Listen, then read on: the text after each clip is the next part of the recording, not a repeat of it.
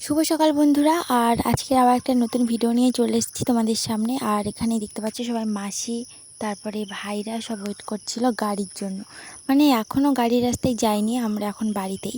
গতকাল রাতে রিসেপশন থেকে আসার সময় আমরা গাড়ি ভাড়া করে বাড়িতে চলে এসেছিলাম সবাই মিলেই। ওখানে থাকার জায়গার মানে একটু শর্ট রয়েছে, তার বাদে বিয়ে বাড়ি বুঝতেই পারছো কত লোকজন, গ্রামের বিয়ে বলে কথা। শহরের হলে তো ব্যাপারই ছিল না, সব ফ্ল্যাটে রুমে রুমে থেকে যেত, কিন্তু এদিকে অবস্থাই খারাপ। তারপরে মাসিদের গাড়িতে তুলে দিয়েছে, এই যে মায়ে মাগুর মাছটা কেটে নিল। আর এখন কেটে নিয়ে গরম জল দিয়ে ধুয়ে নিয়েছে। হ্যাঁ, না হলে মাগুর মাছের যে ল্যালে ভাবটা না, সেটা একদম চলে যায়। মাগুর মাছ হোক, শোল মাছ, কই মাছ, বর্ষার সময় আর কি যে মাছগুলো পড়ে আর কি।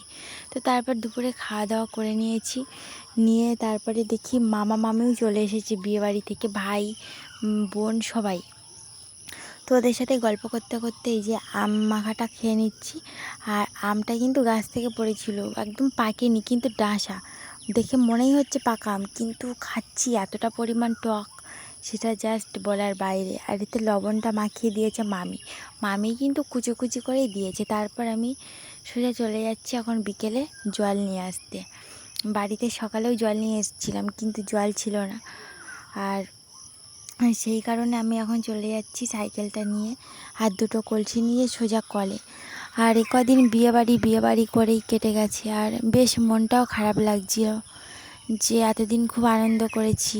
আর সত্যি কথা বলতে তোমাদের সাথে আজকে একটা কথা শেয়ার করি।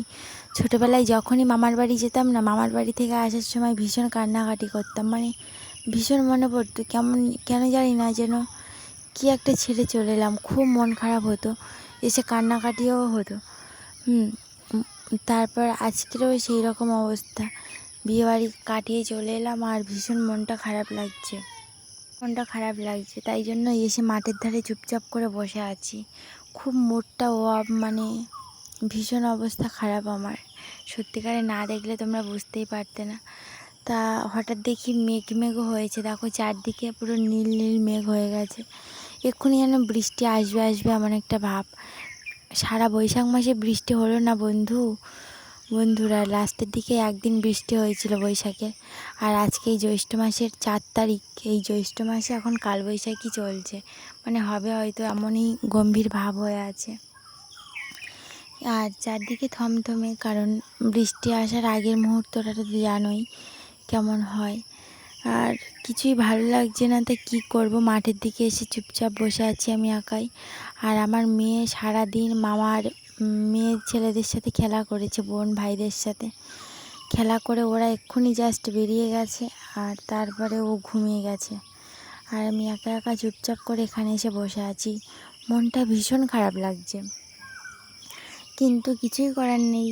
চলে তো যে যাওয়ার সে তো যাবেই, আর ওরা তো বাড়ি যেতেই হবে, কারণ সবাই সবার মানে ফ্যামিলিতে যে যার কাজ বাজ রয়েছে, বা আমার বোনদের টিউশনি, স্কুল, সব কিছুই, এটা তো এরকমভাবেই চলে যাচ্ছে দিনকাল। আর এদিকটা পুকুর পাড়, দেখো পুকুর পাড়ের দিক থেকে কেমন মেঘ হয়ে গেছে না, পুরো এমনটাই মেঘটা যে কালবৈশাখী রূপ যখনই তখনই নিতে পারে। তো আর বেশি ভিডিও বড় করব না, আজকের এই যে পরিবেশ দেখেই ভিডিওটা শান্ত করব, কারণ ভালোই লাগছে না কোনো কিছু শেয়ার করতে, ওই জন্য তোমাদের জাস্ট শুধু পরিবেশটাই দেখালাম। তো কেমন লাগবে জানি না, তো পাশে থেকো আর আমার চ্যানেলটিকে সাবস্ক্রাইব করতে থেকো। মন মেজাজ ভীষণ খারাপ, যখন ভিডিওটা এডিট করতে বসছি না, গলা থেকে আর যেন সুর বের হচ্ছে না, দেখতেই পাচ্ছ কত নিচু গলায় কথা বলছি, মানে খুব বাজে লাগছে মনটা, যে ভালোই লাগছে না। আর এদিকে মেঘ তো হয়েছে খুব, বাড়িতে গিয়ে অনেক কাজ বাজ রয়েছে, রান্না বান্না তো মনে হয় মা করছে, ওদিকে জিনিসপত্র সব বাইরে, সেগুলো পড়ে আছে, তুলতেই হবে।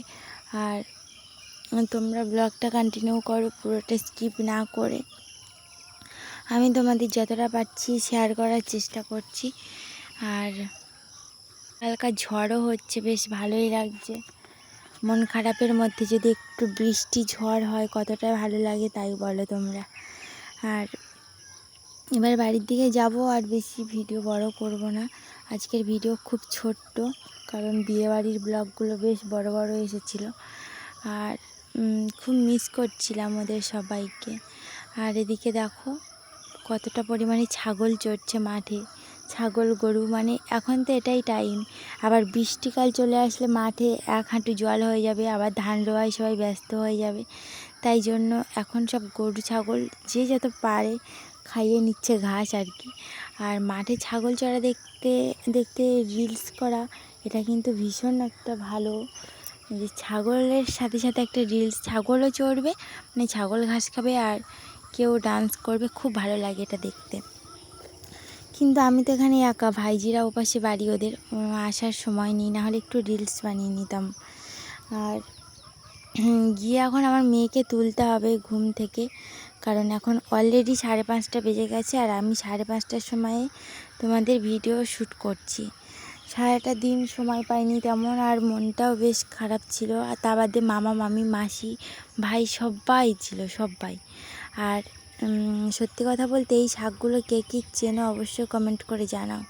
এইগুলো হলো মাটি পড়া শাক, আমি তোমাদের জানিয়েও দিলাম। আর যারা গ্রামে বাড়ি তারা অবশ্যই চিনতে পারবে বা যারা খাও। আর এই শাকগুলো কিন্তু চুনো মাছ দিয়ে হোক, চিংড়ি মাছ হোক, কাঁকড়া হোক দিয়ে ভাজা করলে এত সুন্দর লাগে বন্ধুরা, কি বলবো তোমাদের।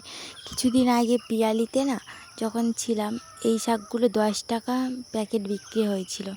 আর এদিকে পুরো অঢেলভাবে পড়ে আছে, মানে মাঠে ঘাটে পুকুরে পাড়ে সব জায়গায়, কিন্তু খাওয়ার কেউ নেই। খায় মানে যেদিন ইচ্ছা মানুষ খায় তুলে, কিন্তু প্রতিটা দিন কেউ খায় না। আর ওদিকে হলে প্যাকেট সমেত বিক্রি হয়, 10 টাকা প্যাকেট, এইরকমই আর কি। আর এদিকে গাছে দেখো খেজুর মানে পেকে যাওয়ার মতনই অবস্থা। এই জ্যৈষ্ঠ মাসের দিকেই খেজুরটা পাকে। আর এই ছোট ছোট খেজুর কে কে খাওয়া ভালো, মানে খেতে ভালোবাসো কমেন্ট করে জানাও, খুব মিষ্টি হয় খেতে। তো আজকের ব্লগটা এই পর্যন্ত, ভালো লাগলো অবশ্যই চ্যানেলটিকে সাবস্ক্রাইব করে দিও। মন মেজাজ ভীষণ খারাপ, ভিডিও এডিট করতেও পারছি না।